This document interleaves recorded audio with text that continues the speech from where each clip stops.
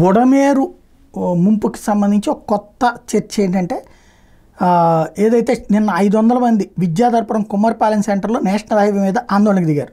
రోజువారీ పనులు చేసుకుంటూ జీవించే తాము ఎన్యూమరేషన్ అధికారులు వస్తారేమని పనులకు కూడా వెళ్లకుండా ఇంటి దగ్గరే ఉంటే ఇంతవరకు ఎవరు తమ గోడు వినలేదని ఆందోళనకు దిగారు. అదేమంటే మా ప్రాంతం రెడ్ జోన్ కాదంటున్నారని ఆవేదన వ్యక్తం చేశారు. 2 గంటల పాటు ఈ ఆందోళన సాగింది. కుమ్మరిపాలెం సెంటర్లో ఉద్రిక్తత నెలకొంది. West ACP Durgarao, Bhavanipuram CI Umamaheswararao, ఇతర పోలీసులు అక్కడికి వచ్చి నా కూడా బాధితులు వెనక్కి తగ్గలేదు. ఇంతలో ఏడీసీపీ గుర్రం రామకృష్ణ వచ్చారు. ఆయన ఆదేశాలతో వెంటనే అక్కడ వాళ్ళందరినీ అవతలకి చెదరగొట్టారు అన్నటువంటిది సాక్షి రాసుకొచ్చింది. మిగతా పత్రికలు ఎవరు టచ్ చేయలేదు. అయితే ఇక్కడ ప్రధానమైనటువంటి అంశం ఏంటంటే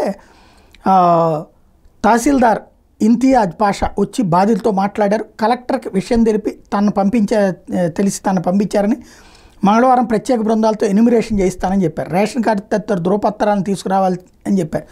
అయితే అవన్నీ పోయినాయి అని చెప్తున్నారు. ఇక్కడ ఏంటంటే రెడ్ జోన్ అంటే కంప్లీట్గా మునిగినటువంటిది.